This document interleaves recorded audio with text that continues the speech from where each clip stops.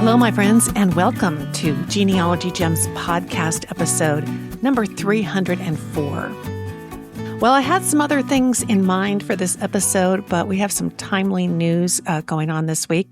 So I'm switching gears, and today we are going to be talking about how genetic genealogy could potentially crack the Nancy Guthrie missing persons case. You've probably seen this case on the news and featured on social media. There's a lot being discussed, and some of the newest evidence is coming from a glove that was found a couple of miles from Nancy's home. Recently, News Nation reached out to me and asked me to come on and talk a little bit more about the potential use of genetic genealogy in this case. And that got me to thinking that, wow, we probably need to cover that here more in depth on the show because we had just a couple of minutes on the news broadcast, but there's a lot to the process, and I think it can bring up a lot of questions for genealogists because many of us are donating our DNA, uploading our DNA to direct-to-consumer DNA companies.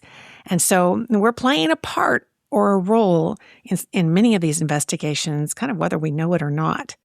So that's what we're going to do. We're going to talk about that case and kind of go back over the timeline to get everybody back up to speed on kind of where it's been and where it has now come, and then talk about the new evidence that's been discovered, the role that genetic genealogy could play, maybe clear up some of the confusion around how that process works a bit, which companies are involved in the process and which DNA companies are not.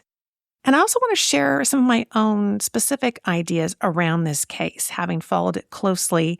I have some ideas, one of which I shared on the News Nation broadcast that I think surprised the reporter that I was speaking to, but also some other things to just consider as we go forward and kind of help set expectations.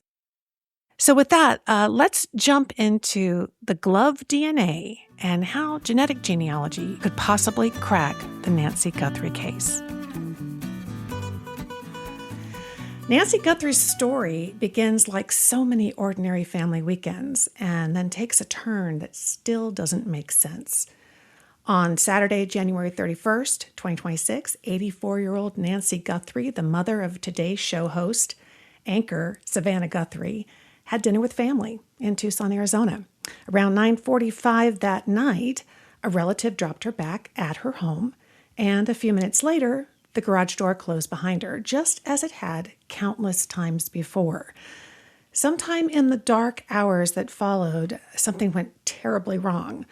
At about 1:47 a.m., Nancy's doorbell camera was disconnected, and roughly 25 minutes later, motion was detected outside her front door. Data that investigators would later recover from the device's back end, even though there was no active subscription at the time. The digital ghost of a recording would become one of the most important clues. It's a masked figure in dark clothing, wearing gloves, carrying a backpack, and moving near Nancy's home. By late Sunday morning, Nancy failed to appear for church. I guess she would regularly do that with a friend of hers, and they would do that online. And that's when her family's uneasiness really turned into alarm. The friend notified family that she had not shown up, and loved ones went to check on her, found her missing, and called 911 just after noon. Deputies arrived, launched searches with drones and dogs, and soon announced that something that everyone had feared. They believed Nancy had been taken against her will. Then the case took an even stranger twist. Within days, local media outlets and investigators began receiving ransom messages, emails, and letters demanding millions of dollars in Bitcoin in exchange for Nancy's safe return, complete with deadlines and chilling threats.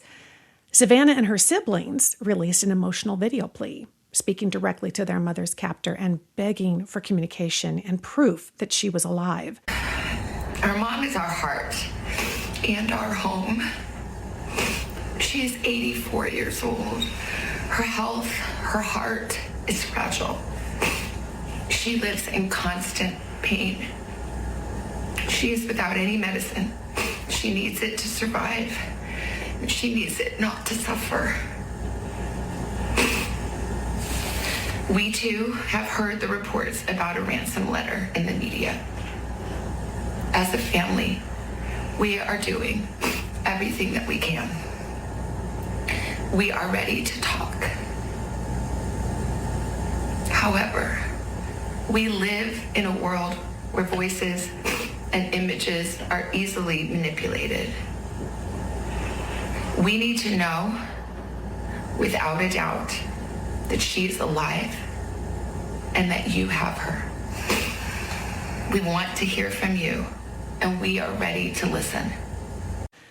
The FBI joined the investigation, and they announced a $50,000 reward for information. It's underscoring how serious and complex this case had become. Even as the family endured fake ransom attempts and imposter notes, real evidence continued to surface at Nancy's home. Investigators reported signs of forced entry and later blood evidence on the front porch, DNA that suggested that Nancy had been injured in the course of her abduction. They also collected DNA from the property that did not belong to Nancy or her close family and contacts, hinting at an unknown person who had been there. 2 weeks into the search, a new and potentially pivotal clue appeared, not at the house, but along a roadside about 2 miles away. A black glove. It was one of roughly about 16 gloves they recovered from fields and ditches in the area, and of course, many of those had been discarded by volunteer searchers. But this one was different. The FBI has now confirmed that it contains the DNA profile of an unknown male, and that it appears to match the type of glove worn by the masked figure in the doorbell footage from the night that Nancy disappeared. That profile is entered into federal databases. They have sent it off to a private lab in Florida. They have some initial results, and I understand that the glove is being sent back. And this really may become the key that finally gives this faceless suspect a name. So let's talk specifics on where this case is headed and provide some insights into the genetic genealogy aspects of it. As I record this, we are waiting for the CODIS results. Now, CODIS stands for Combined DNA Index System. This is an FBI-managed program and software suite that it's used by federal and state and local forensic laboratories. It contains DNA profiles from convicted offenders, felony arrestees, and forensic evidence from unsolved crime scenes.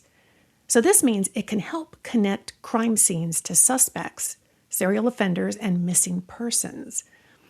However, we need some perspective on CODIS. It only contains about 6% of the U.S. population. So statistically speaking, the chances are low that they will actually find an exact hit. And that means that law enforcement will likely need to turn their attention to genetic genealogy for answers. Now, there's a big difference between CODIS and direct-to-consumer databases like FamilyTreeDNA and GEDmatch. These websites and databases can include family trees. CODIS doesn't. There, it has to be an exact match with somebody who's already been tested and entered into the system. But of course, when genealogists are doing their family history research, as we do here at Genealogy Gems, DNA is one piece of evidence. It's one of the things that many, many people do, and they upload their results to databases. Now, FamilyTreeDNA does allow law enforcement to access their database and use it for those purposes, as well as GEDmatch. And as I said, the real big difference here is you don't have to have an exact match. This is beautiful because it means even if you have a distant match, and these programs will tell you to what degree of distance we're talking about, if that person who matches the DNA sample has a family tree, you are off and running, because now you can start to try to build out a tree and do a lot of investigation within that tree to see where there may be a connection. So, for example, I was logging into my FamilyTreeDNA account last night, and I noticed that I had about 3 exact matches. I had several that were 1-step, 2-step away from me, and it goes back further and further. About half of them seem to have their tree information on there as well. So typically these are other genealogists who are not only doing their testing, but working on their tree. And this adds so much to the equation. So now if I'm looking at trees of matches and it says they are 1 step away from me or 2 steps away from me, I can start to inspect their tree if indeed they've uploaded that information and be able to compare surnames with my tree. Now, in the case of the DNA profile they have gleaned from this glove, they are not going to have the name of somebody. So we're not going to have surnames that we can go look for. However, we can look for locations, and that is a key part of this. So you can zero in on trees of related people and find out maybe who's in the Arizona area or the surrounding area. Weed out a lot of people by age bracket. We have a sense of maybe the age of the person that has been seen in the porch camera footage, and that's going to help a lot. If that person is perhaps, say, between the ages of 20 and 50, then that really eliminates a lot of people in these trees, as does females. So we can take half, basically, of the trees out right off the bat. So between taking out the women, going into the locations, and then zeroing in on the date of birth, you can make a lot of progress very quickly. And the more matches that we have, the more trees we have to correlate. MyHeritage is now the genealogy tree company that connects to FamilyTreeDNA. And so they will be looking at a lot of those extensive family trees. And of course, not everybody posts their tree along with their DNA. We'll get back to more on that in just a moment, but let's talk about how many people have actually tested. What kind of a gene pool are we looking at? Stay right there. We'll have more on the Nancy Guthrie case and the role of genetic genealogy right after this. Today's episode is sponsored by MyHeritage, a global discovery platform enjoyed by 110 million people worldwide. MyHeritage has it all, and it offers a full-service experience that bridges your past, present, and future. MyHeritage has developed powerful genealogy tools to enrich your family tree and take your research to the next level.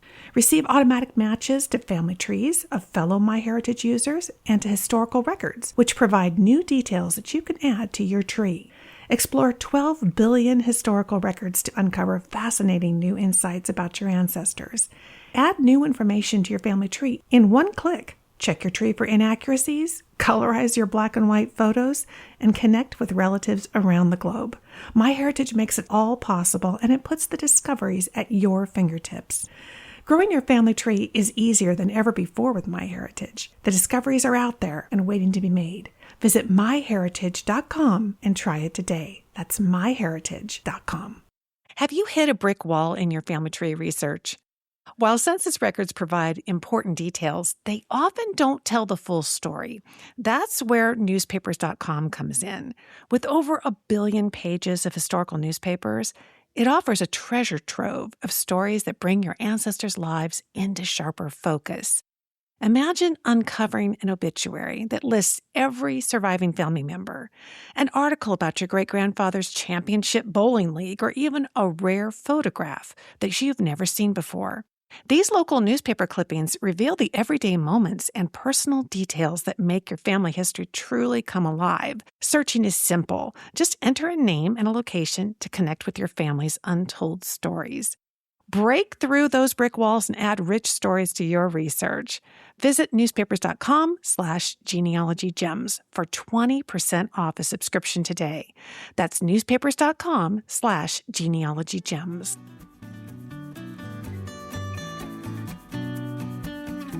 Well, according to a 2025 poll, about 22% of American adults, that's over 26 million people, have tested. Now, the beauty of this is, again, in comparison with CODIS, we do not have to have an exact match. So it's 26 million people and all of the people related to them. In reality, if one of your relatives gets their DNA tested, you have essentially had your DNA tested in some form because those connections can be made. So it really creates a cluster research situation where we can spread out beyond the initial person and, again, look at locations, birth dates, and the sex of the person. Now, this brought up a really interesting aspect to me that I really hadn't heard anybody else talk about online on these news reports, and it was something that I did talk to Marnie Hughes today about.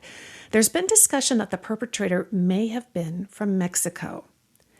And I want to play a clip for you from that interview that she did with me today, where we talk about what that means in this case. You know, last year they did a poll and they found out that about 22% of Americans have had their DNA tested. But this brings up a really interesting point. With the proximity of Nancy's house to the border, we know that there's a possibility that this may actually be somebody who was born and perhaps living in Mexico. And if that's the case, Mexicans typically are less than 1% of them are testing their DNA. So we have to kind of brace ourselves for where this individual is from and therefore what the potential might be for the population that they can pull from to build a family tree. Wow, I hadn't heard that before. Lisa, thank you for pointing that out. Yeah, we're very close to the border, and that certainly plays a part in this investigation. I appreciate your expertise and knowledge on this. Thank you. So this is really something for investigators to keep in mind. Now, the good news is, even if the person is a Mexican national, there is a very good chance that perhaps somebody in their family, even their extended family, has migrated to the United States. And then the hope is that they may, or somebody, again, in their family may have gotten tested. So we don't want to give up hope on this, but it's something to keep in mind and keep our expectations kind of in line in terms of what we can expect depending on the background of this person. And that leads us to a discussion about the companies that law enforcement is likely going to tap into to be able to do this genetic genealogy. They don't typically have genetic genealogists on staff, and so they turn this over to a company like Othram or Parabon to do the testing for them. And not only do they have amazing genetic genealogists on staff, but they also have cutting-edge technology that is unique to each of their companies. Othram does an amazing job with their mapping. They were very involved in the case in Idaho and have solved hundreds and hundreds of cold cases. This mapping technology is going to be tapping into these family trees, getting all of the data, the results, and it can do it at such a faster rate than has been done in the past. Parabon offers something else that is really unique and worth keeping our eyes on, and that is their snapshot technology. Particularly in the case if we don't get a match or we cannot build out a genetic family tree that tells us who this person is, they can still give us a lot of information that can be taken advantage of as they go forward. Snapshot can create a listing of the traits of this person. What might this person even look like? In fact, maybe even create a composite sketch based on the DNA and the traits that we would expect to see in a person who provided that DNA. So there is always hope, and genetic genealogy continues to be on the forefront of providing that hope. Let's talk a bit about the glove. This is where the evidence came from, and I think it's an important point, and again, something else that I'm not hearing a lot about in the news reports that we're currently seeing. This glove was found about 2 miles away from the house, and the FBI says that it's a very good visual match. I have to believe they have other technology that can go even more finite in the comparison between the images found in the camera on the porch and the glove that was actually found on the side of the road. As I watched the news and I heard the excitement about the glove and the unknown male DNA results it provided, there was something very obvious to me that wasn't really being discussed. And that is that we would expect that if this were the glove from the crime scene, and we know there was blood found on the porch, which indicates that Nancy was injured, we would expect to find her DNA on the glove, wouldn't we? And for me, the absence of Nancy's DNA on that glove is very concerning. Now, I'm sure they're looking at this aspect of the case, but I think it's really important for the public to keep this in mind because, again, it helps us kind of put our expectations in the appropriate place. Not having her DNA on that glove, that having been tested by the Florida private lab that the sheriff used, is concerning. It means that we cannot make a direct connection. So ultimately, if we can use genetic genealogy, if CODIS doesn't pan out, and genetic genealogy actually brings us to the name and location potentially of the person who provided that DNA, that's really the beginning of the story, isn't it? At that point, law enforcement has to take on even further investigation and see if they can eliminate that person as a potential suspect or pursue it all the way to the end. Unfortunately, not having her Nancy's DNA on the glove, it kind of leaves out a really critical piece, which is the connection between the person whose DNA was found in that glove and the actual victim herself. It is such a heart-wrenching story. My prayers and our family's prayers have certainly been out for the Guthrie family, for Nancy's safe return. I know all of you who have been involved in genealogy have probably been watching very carefully and thinking about these aspects of how our community can actually be of service in a case like this. We can certainly hold out hope for that. If you want to learn more about the role that genetic genealogy has been playing in law enforcement and cold cases and their amazing resolutions, I would really encourage you to go check out my Genealogy Gems podcast episode, number 217. In that episode, we spent a very thought-provoking hour exploring the Golden State Killer case and the investigators' use of genetic genealogy websites and really all the questions that raised. The Golden State Killer case was kind of close to home for me. I grew up in that area around Modesto, California, when all of that was happening. And I remember the fear that went on in those neighborhoods. And to think that decades later, it was genealogists who helped bring a resolution to that case. It's absolutely phenomenal. We have always been on the cutting edge. When the internet came online, when technology came along, as DNA has surfaced, genealogists have really been using it in such amazing, innovative, and kind of forward-moving ways. And I think that case really gives you a great example and really one of the earliest examples. It's interesting. When new technology comes along, a lot of times there's a hesitation to take it on. And I imagine from a law enforcement standpoint, the concern is you're going to get to trial and somebody's going to question it. Well, thankfully, we have enough cases under our belt that we know that genetic genealogy is real and it can provide real answers. I hope this rundown has kind of helped give you a little more to think about in terms of this case. We're going to be keeping our eyes on it here. As the DNA results come back from CODIS, we'll be talking about that more, as well as they move into what I think potentially will be the genetic genealogy phase of this investigation. We will continue to bring that to you as well. This episode is brought to you by Archives.com, the trusted destination for anyone eager to explore their family history. Archives.com offers access to millions of historical records, from birth and marriage certificates to census data, military records, and more, giving you the tools to dive deep into your genealogy with confidence. Their platform is designed to be user-friendly. It makes it easy for beginners and seasoned researchers alike to navigate through vast collections of documents. Behind the simple search interface, powerful technology works tirelessly to deliver accurate, relevant results, helping you uncover stories that have been waiting to be told for generations. Whether you're hoping to find long-lost relatives, confirm family stories, or trace your roots back many decades, Archives.com offers a cost-effective way to make genealogy research enjoyable and rewarding. Don't let your family's history stay hidden.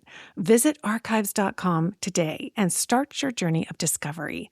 Your family's past is just a few clicks away. Visit Archives.com. I love hearing from all of you who watch our videos and listen to the podcast and share your successes with the ideas that we're sharing here on Genealogy Gems.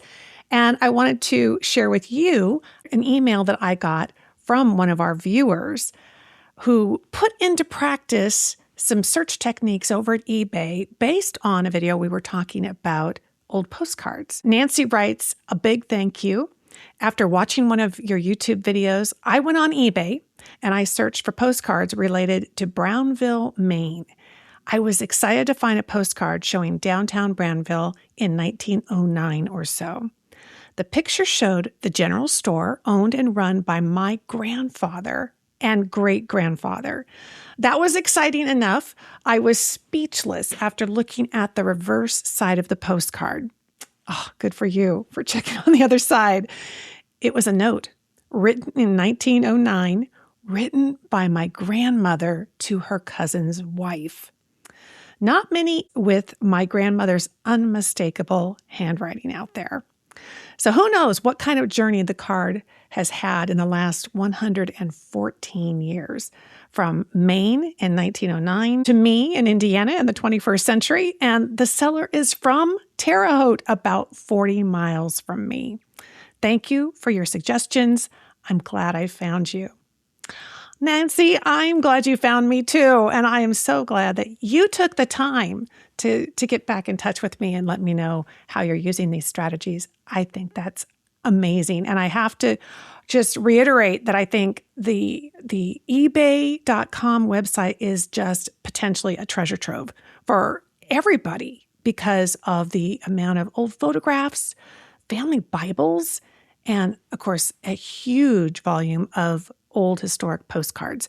And keep in mind that old postcards were not all just, professionally produced. A lot of them were locally produced, and they featured photographs right there from your old hometown.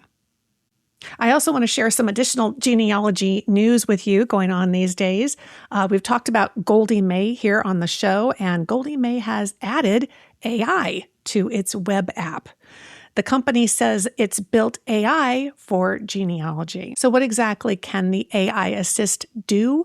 Well, it's fine-tuned specifically for genealogy research. The owner of the company walked me through the paces on a Zoom call the other day, and it really is something. And it's a wonderful addition, I think, to an already really great genealogy app that, of course, is available through your app store for your web browser. They said it can reach sources that other AI services can't, and it has enterprise-grade privacy. You can analyze your ancestors. So they say you can bring in an ancestor from any web-based tree. The AI reads and analyzes what you have and suggests what you should do next. You can search for records. It runs searches across Family Search, Ancestry, MyHeritage, and newspaper websites like newspaper.com, Genealogy Bank, and Storied. It can evaluate results. So you don't just get a list of results. The AI evaluates what it finds, and it explains which records are most promising. It can even write citations and transcribe. So you can let AI handle the tedious work of writing citations and transcribing handwritten documents. It works with any tree, Family Search, Ancestry, or any web-based tree. You can screenshot your ancestor or connect directly to Family Search. And they also emphasize their enterprise-grade privacy. So they say that your data is never trained on and your data is only used by you. And one of the things I thought was really interesting during the demo was the fact that you could choose which AI model you want to use. So you might want to check that out. It is all built into the Goldie May app, and you can search for Goldie May in your web browser extension store. Another new AI tool that I recently featured in my Lisa's Picks column in Family Tree magazine is called Rename Click, and you'll find it at rename.click. So if you struggle with naming your files, and I think many people do, and sometimes you can have a program that generates just really cryptic file names for you, and it becomes a mess. It makes it very, very difficult to retrieve those files days or years later. So what this does is it works for both Mac and Windows, and you can batch and rename images and documents. You can search the files by their actual content, and then automatically you can organize them into categories using local AI. So you could transform messy file names like, 49908b.pdf into something that you could really use, like Smith Richard birth certificate.pdf. Now you've got the name and you've got what the actual record is in that file. You can rename hundreds of files in minutes with complete privacy. You don't have to upload anything. So this is an option for you if you like the newest and shiniest AI tools and you're struggling with naming conventions for your files. This is a great way to go.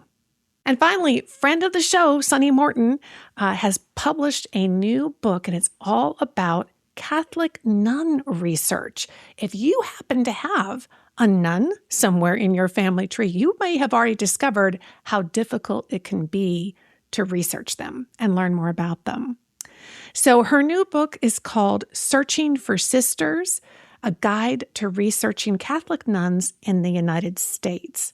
And she covers things like why they are so elusive, why there are so few records that you can kind of get your hands on, how to identify a woman's religious order and locate the archive for it, what rich historical and genealogical records might be in those archives. She also dives into the path and the terminology of religious life, and you really have to understand that in order to be able to use the right keywords and terms as you're doing your searching. She talks about how to move beyond the religious archive records and move into other types of records. How are you going to find these nuns in perhaps census records?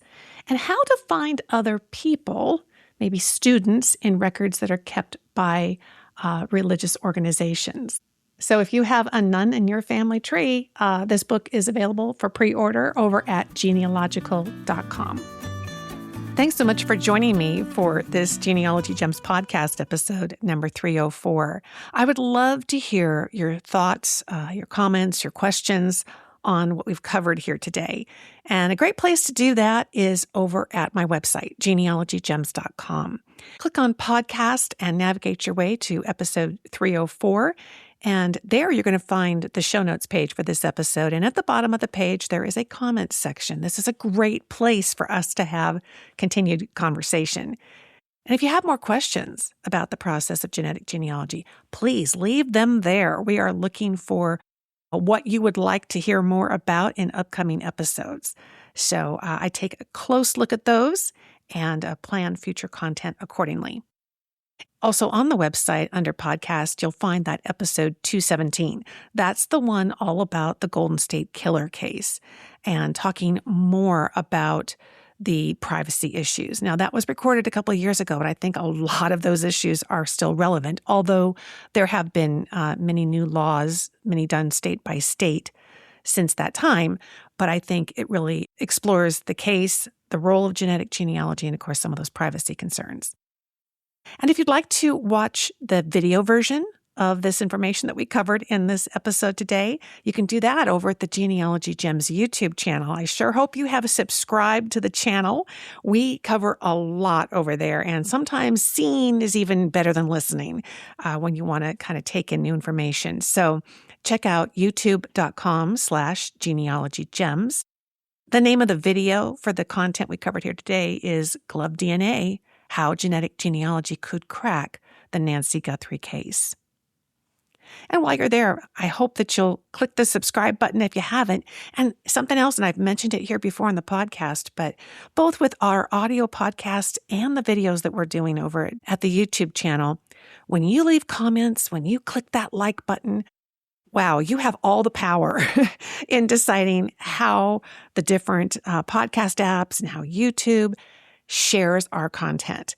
You really are in the driver's seat on that. So when you interact with us, not only do we learn more about what you would like to hear and see, but it also really helps get our content out in front of other people who may not know about Genealogy Gems, and we'd love to have them join us here. So thank you so much because it really is a way to kind of give back to content creators that are bringing free information to you. So thank you.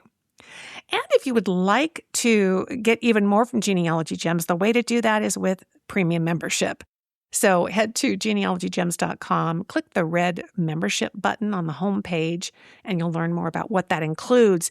Most recently, it includes our newly launched online course. This is the first one I've done, and I've been at this for 18 years, and I have taught courses for other organizations like Family Tree University. But this one was developed just for you. And it's all about how to create a genealogy research plan. This is an absolute must if you want to break brick walls, if you really want to dig in and find what you have not yet found. So check it out. If you're a premium member, that is part of your membership. No additional cost. The retail value is $99. So it's a good deal since premium membership is about half that cost. And you'll get video lessons, one each day of the week for 1 week, 10 minutes a day, a very small investment of time. And I've done that on purpose because most of us just don't have a whole lot of time to take in-depth courses, but we're breaking it up. We're going to give you a task each day, a concept each day. You can download all of the lesson materials. And most importantly, you're going to get my research template with that. That is something that you're going to be able to tweak and customize to exactly the way you like to work. You save that as your master template, and now you've got something to go forward. Anytime you run into some challenges with your research, you break that puppy out and fill it in, and it's going to guide you through the process to really strategically think about your goals, how to reach them, and most importantly, how to execute them. So check that out. It is our newest online course as part of premium membership. Always great to talk with you. Just have a blessed day, and I will look forward to speaking to you in our next episode. Thanks so much for listening, my friends. I'll talk to you soon.